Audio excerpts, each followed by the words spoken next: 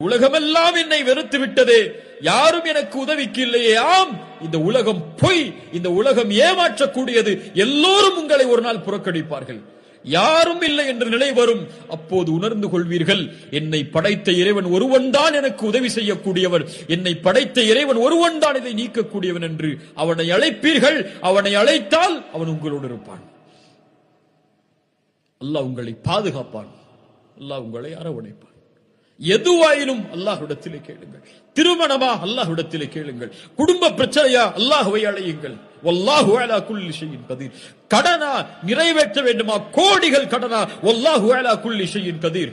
எல்லாவற்றின் மீது ஆற்றல் உள்ளவன். அவன்தான் கொடுக்க முடியும் செல்வத்தை, நாடியவர்களுக்கு கொடுப்பான். உலகமே இழிவை தர காக்கிறதா, உலகமே உங்களை எதிர்க்கிறதா, வல்லாஹு அலா குல்லி ஷைஇன் கதீர். வல்லாஹு அலா குல்லி ஷைஇன் கதீர்.